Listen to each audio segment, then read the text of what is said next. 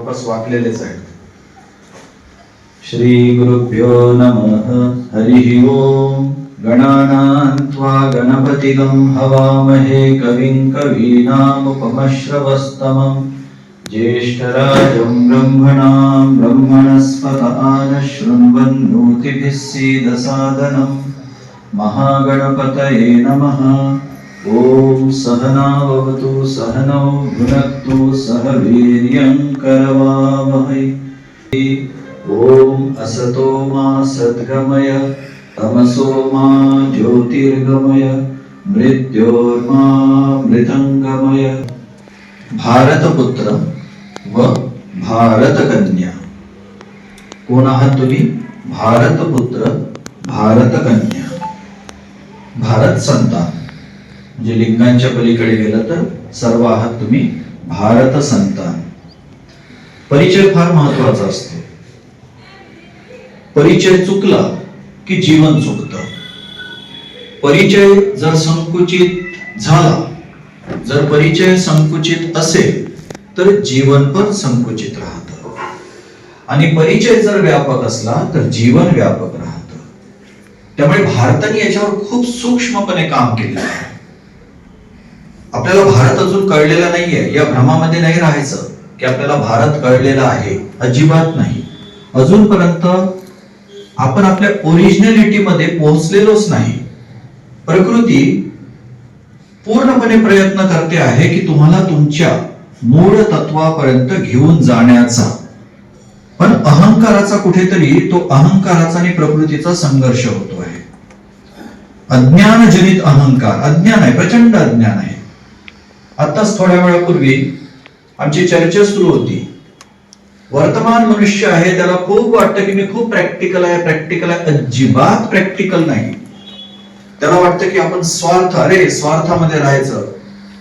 नीट स्वार्थी पण होत नाही. स्व अर्थ, स्वार्थ समजून घ्या. भारताचं पूर्ण जे शास्त्र आहे ना ते स्वार्थावरच आधारित आहे. तुम्ही खऱ्या अर्थाने स्वार्थी व्हा. दुसऱ्याच्या चुगल्या करणं म्हणजे हा निस्वार्थीपणा आहे ज्याच्यातून काहीही निष्पन्न होत नाही. दुसऱ्याचा द्वेष करणं म्हणजे आम्ही इतरांविषयी किती विचार करतो. स्वतःचा विचार करायचा, स्वतःचा, स्वतःच्या देहाचा विचार करायचा, स्वतःच्या मनाचा विचार करायचा, स्वतःच्या बुद्धीचा विचार करायचा, स्वतःच्या भावनांचा विचार करायचा, खऱ्या अर्थाने विचार करायचा. विकृत पद्धतीने नाही, सुसंस्कृत पद्धतीने स्वतःचा विचार करायचा की मला नेमकं जीवनात साध्य काय करायचं आहे. 24 तासामध्ये माझ्यासोबत काय काय घडतं, बाह्य जीवनात काय घडतं आणि त्या बाह्य जीवनाचा माझ्यावर काय परिणाम होतो. जसं परिचय करताना अभियानाविषयी सांगितलं की माझ्या जीवनाचा उद्देश काय की जागृत नाशिक भारत विश्व अभियान, पिंडापासून ब्रह्मांडापर्यंत. की मला नेमकं काय साध्य करायचं हे प्रत्येकाला कळलं पाहिजे. मी इथे बसलेलो आहे तर मी प्रभावाखाली बसलेलो आहे की प्रकाशामध्ये बसलेलो आहे. मनुष्याचं जे मन आहे ना फार गुंतागुंतीचं मन आहे. त्यामुळे ध्यान करणं फार आवश्यक असतं. शांत बसणं. पहिले तर ते ध्यान हा शब्द तुम्हाला समजावा म्हणून मी वापरला, पण शांत बसणं. ध्यान वगैरे फार पुढची अवस्था आहे. पहिले तर शांत बसायला शिकलं पाहिजे. 5 मिनिट का होईना. कुठेही असा तुम्ही, कोणत्याही व्यवसायामध्ये असा, कोणत्याही प्रोफेशन मध्ये असा, मध्ये मध्ये पॉज घ्यायचा. तुम्हाला माहित आहे जो आरपीएम आहे इंडस्ट्रीमध्ये मशीन सुद्धा पॉज घेत असते. मध्ये मध्ये तो कळत नाही आपल्याला. प्रत्येक ठिकाणी जो पॉज असतो ना तो अवकाश फार महत्वाचा आहे. थोडा वेळ बसायचं. काम करत असताना आपल्याला मिळतो. अगदी काय ट्रॅफिक सिग्नलवर जर 90 मिनिटाचा सिग्नल असेल लगेच चुळबुळ सुरू होऊन जाते. बघा तुम्ही स्वतःचं निरीक्षण करा. लगेच चुळबुळ सुरू होते. किती चंचलता, किती रेस्टलेसनेस. म्हणजे 1.5 मिनिट सुद्धा स्थिर बसू शकत नाही. म्हणजे 1.5 मिनिट सुद्धा ओम शांती त्याच्यामध्ये प्रतिष्ठित होऊ शकत नाही. आणि जेव्हापर्यंत तुम्ही स्वतःमध्ये प्रतिष्ठित होऊ शकत नाही तेव्हापर्यंत तुम्ही व्यावहारिक पण होऊ शकणार नाही. फक्त झटके येतील जीवनामध्ये, आनंदाची अनुभूती मिळणार नाही. झटके आणि आनंदाची अनुभूती. आता सध्या पूर्ण महाराष्ट्रामध्ये राजकारणाचं वातावरण सुरू आहे. लोकांना बघा कसे झटके येत आहेत. तिकीट नाही मिळालं की रडण्याचा झटका येतो, तिकीट नाही मिळालं की आजारपणाचा झटका येतो, किंवा जे नेते मंडळी असतात त्यांच्यावर अचानक केस वगैरे झाली की त्यांना काहीतरी झटका येतो. ज्याला शॉर्ट सर्किट म्हणता येईल. शॉर्ट सर्किट म्हणजे विद्युत प्रवाह नव्हे. बघा इथे छान वायरिंग आहे आणि व्यवस्थित विद्युत प्रवाह होत आहे म्हणून आपल्याला प्रकाशाचा लाभ मिळतो आहे. आणि इथेच जर कुठेतरी शॉर्ट सर्किट असतं, शॉर्ट सर्किट म्हणजे कसं एकदम ग्लॅमरस वाटलं, ग्लॅमरस वाटतं ना की तिथे असा जाळ तयार होतो आहे. तर सध्याच्या परिस्थितीत बहुतेक लोकांच्या जीवनामध्ये जाळ तयार होत आहे. विद्युत प्रवाह होत नाही आहे. विद्युत प्रवाह झालं की तुमचं जीवन असं शांत, स्थिर, खूप डीप, प्रोफाउंड असं राहतं. तुमच्या व्हिजन मध्ये क्लॅरिटी असते की काय करायचं आहे. जसं मी सांगत असतो की माझ्याविषयी, मी जीवनाच्या शेवटच्या टप्प्यात आहे. मी जीवनाचे 4 टप्पे ठरवले. 0 पासून 18, 18 ते 36, 36 ते 54, 54 ते 72, दी एंड. त्याच्या अगोदरच काही बाटली फुटली तर भाग वेगळा. पण स्वतःविषयी क्लॅरिटी पाहिजे की मला काय करायचं आहे. मला पत्रकारितेमध्ये जायचं आहे तर नेमकं काय साध्य करायचं आहे. मला जर पोलीस विभागामध्ये जायचं आहे, न्यायपालिकेमध्ये जायचं तर नेमकं काय साध्य करायचं आहे. पैसा गरज आहे. पैशाशिवाय हे विकत घेता येत नाही, पण पैसा हँडल करता आला पाहिजे. सर्वांच्या परिचयाचं उदाहरण देतो. रावणाने बळजबरीने संपत्ती आणली, लक्ष्मीला बळजबरीने किडनॅप केलं, अपहरण केलं आणि लंकेमध्ये घेऊन आला. पण रावणामध्ये ती स्थिरता नसल्यामुळे त्याला लक्ष्मीला सांभाळता आलं नाही. सध्याची सर्वात मोठी समस्या आहे की बहुतेक लोकांना लक्ष्मीला कसं सांभाळायचं हेच कळत नाही. पैसा कसा सांभाळायचा हेच कळत नाही. काही स्पष्टपणा नाही आता मध्ये. रावणाला लक्ष्मी सांभाळता आली नाही, त्यामुळे त्याच लक्ष्मीमुळे त्याची लंका उद्ध्वस्त झाली आणि 10 तोंडाचा रावण, म्हणजे किती इन्फॉर्मेशन असलेला, आत्ताच्या भाषेमध्ये म्हणू शकतो की त्याच्याकडे आर्टिफिशियल इंटेलिजन्स वगैरे सगळ्या प्रकारचं त्याच्याकडे इन्फॉर्मेशन होती, माहिती होती, पण त्या माहितीमुळेच त्याचं जीवन उद्ध्वस्त झालं. तेच दुसरं उदाहरण घ्या, त्याचाच भाऊ विभीषण. विभीषण नेहमी आदरयुक्त अंतःकरणाने लक्ष्मीकडे बघायचा आणि त्यांनी नारायणाची साथ सुद्धा घेतली. आणखी जर त्याला सोपं करायचं झालं तर लक्ष्मी समजा ऍसिडिक आहे. लक्ष्मी जी आहे ना ती ऍसिडिक आहे, पित्त आहे ते. आणि पित्त व्यवस्थित ठेवण्यासाठी तुम्हाला पित्त शमक नारायण जीवनात पाहिजे. त्याला इंग्रजीमध्ये सांगायचं झालं तर लक्ष्मी म्हणजे मॅटर आणि नारायण म्हणजे कॉन्शियसनेस, किंवा लक्ष्मी म्हणजे गती आणि नारायण म्हणजे दिशा. गती आणि दिशेचं व्यवस्थित कॉम्बिनेशन करणं फार गरजेचं आहे. आत्ताच मी नेटवर वाचलं, एक बालरोग तज्ञ, त्यांच्याकडे एक पालक, आई वडील 8 वर्षाच्या मुलीला घेऊन आले. ती 8 वर्षाची मुलगी म्हणतं की रक्तस्राव होतो आहे. वयाच्या 8व्या वर्षी तिचा रक्तस्राव होतो आहे, तिचे पिरियड सुरू झालेले आहे. काय झालं असेल नेमकं? लक्षात येत आहे का तुम्हाला? हा की व्यासपीठ गाजवण्याचा विषय नाही आहे हो, की खूप मोठे मोठे व्याख्यान द्यायची. काय चाललेलं आहे शरीरामध्ये? चीज चाललेलं आहे, मेयोनीज चाललेलं आहे. त्या दिवशी पुंगळ्या करून करून त्याच्यावर पिझ्झा, 350 रुपयाचा पिझ्झा. मुलं सुस्त आहेत, फुगत आहे. मुलं मोठी होत नाही. स्वतःविषयी विचार करा, स्थिरपणे विचार करा. तेव्हा कुठे तुमचं जे जीवन आहे ते व्यवस्थित राहील. फक्त आपल्याला व्यासपीठ गाजवायची नाही, हे लक्षात ठेवा.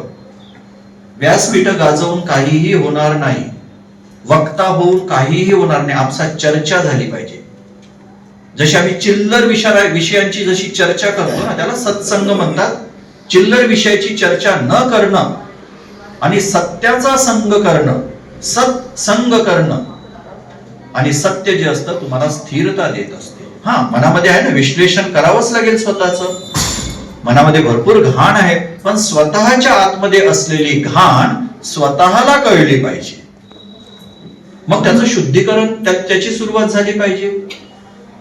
की आता आहे, आजार आहे, पण त्या आजारावर काहीतरी उपाययोजना करणं गरजेचं आहे.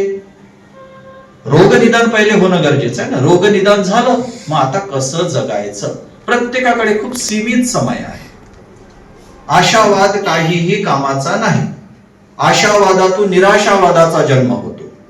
म्हणजे कसाब ज्यावेळेस छत्रपती शिवाजी महाराज टर्मिनसवर त्याच्या हातात गन असते, त्यावेळेस तो पूर्णपणे आशावादामध्ये लिप्त झालेला असतो. आणि जसं त्याला पकडल्या जातं आणि जशी जशी फाशीची तारीख जवळ येते, तसं तसं तो निराशावादामध्ये जातो. आशावादामध्ये जायचं नाही, निराशावादामध्ये जायचं नाही, वास्तववादामध्ये राहायचं. वास्तविकता काय आहे?